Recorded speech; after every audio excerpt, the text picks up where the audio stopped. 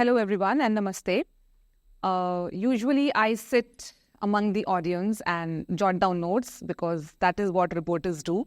I work for a newspaper, and I'm here to speak about the power of follow-ups in journalism.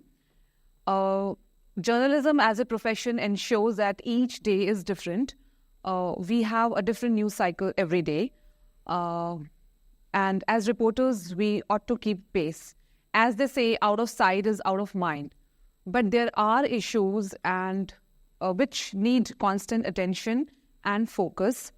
And this is where we, the journalists, come into the picture. We have to constantly remind the reader or the viewer, and particularly the establishment or the government, that we are watching, that there is somebody who is concerned with what is going on in the country. I'll like to give an example here. In February, I got a message from an unknown number, and it was a letter in a PDF format. And when I opened the letter, the contents were intriguing. It was about the ongoing war between Ukraine and Russia, and it had an unusual Indian link. So as I was scrolling through, I was scrolling my phone, and I was going through the details. It struck me that how big this story could be. And this person told me that he has got my number from a politician, and simultaneously the politician also messaged me. It turned out that several Indian men, they were fighting against Ukraine with the Russian army, and they were forced to participate in this war, and all of them wanted to come back as they feared for their physical safety. After writing to government multiple times and approaching the Indian embassy in Moscow, when they did not get any positive hearing and they did not get any positive result, they decided to reach out to the media, and they approached me. And when I got the letter, it was already evening. And if you're not aware, then newspapers work on deadlines. You have a very short, since it was already evening, I had very few hours to verify the information, to cross-check the information, to speak to government officials. But I did not want to miss the story also. And you must be aware, in the age of social media, where the attention span is very short, everybody wants news in the form of reels or short videos. But real, traditional newsrooms work in a different way. We have to check all the boxes. We have to check the authenticity of the information, because when we put out something, it's with huge responsibility. We cannot cheat the readers. Our information has to be accurate, and our information has to be sound on regarding all the facts. So it takes time. But I decided to go ahead, and with the help of my brilliant colleague Suhasini Haider, we spoke to the government officials and we got a confirmation, and we did the story. And as expected, the next day, the story created a storm, because it was for the first time it was coming into public domain that Indians are also involved in the Russia-Ukraine war, a war which they had nothing to do about, with which they had nothing to do about. And so the next day, the Ministry of External Affairs, or the Foreign Ministry, for the first time, it acknowledged that yes, they had come across this issue, and they have taken up the matter with the Russian authorities and seeking early discharge of Indians. And so time went by, and we did another story a few days later, because the families told us that nothing has moved on the ground and the men are not back. In the meanwhile, I get a call from a man who was stuck in the war zone that his friend had been killed in front of his eyes. And this man was a 23-year-old youth from Gujarat. His name was Hemil Mangukia.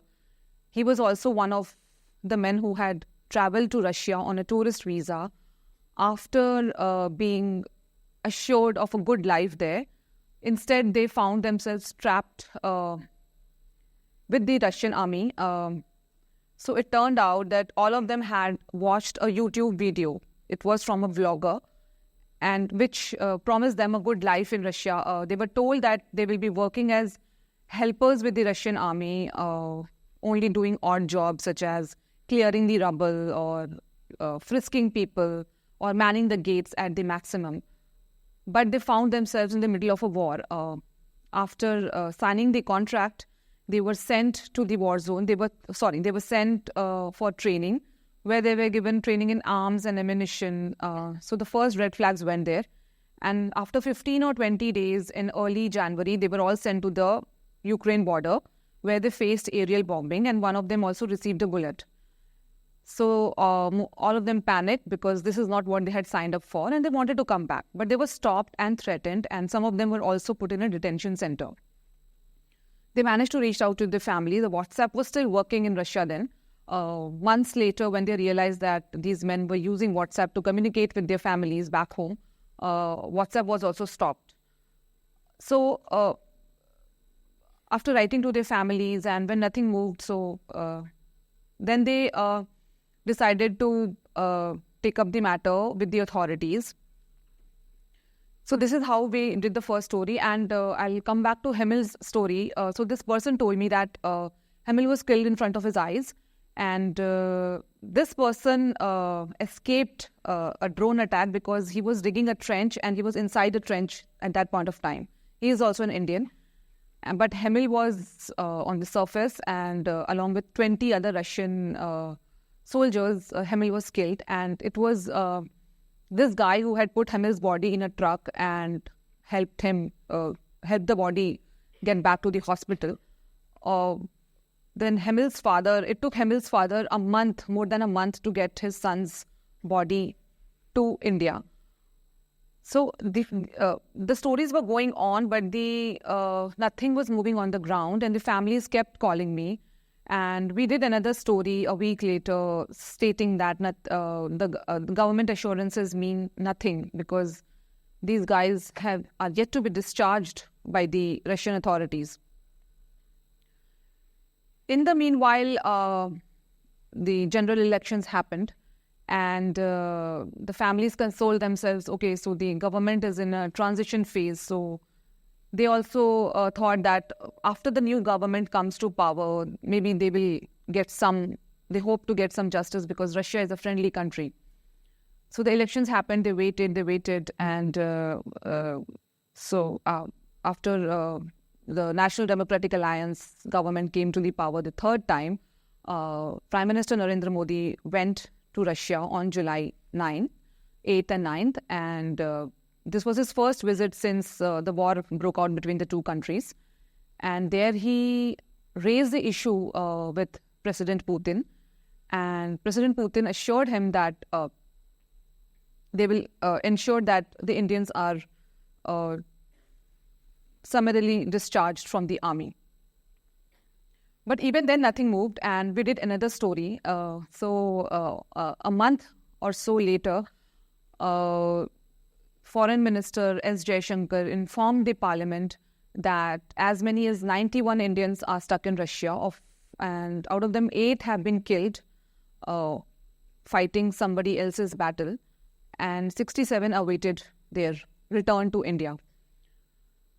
Soon, things started moving, and a day later, the Russian embassy also came out with a statement that they have stopped taking in Indians, honoring the request of the Indian authorities, and they will help in their early discharge. And somewhere in August, I got a call from a bunch of 6 Indians who were stuck there, and they said that they were finally free and they were in Moscow and all set to come back to India. And they wanted to thank me for the stories that we had done and which had led to their release. So they said that our stories played a part. But here I would like to again reiterate, this only happened because we followed the story from day one, and we did not leave it midway. So this is where the essence and the power of journalism comes into the picture. Journalism is not merely a profession, it is also a public service.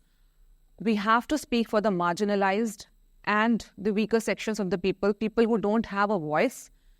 And whenever so this issue gave me this the series of stories that I did on the issue gave me immense joy, that I contributed to somewhere to the freedom.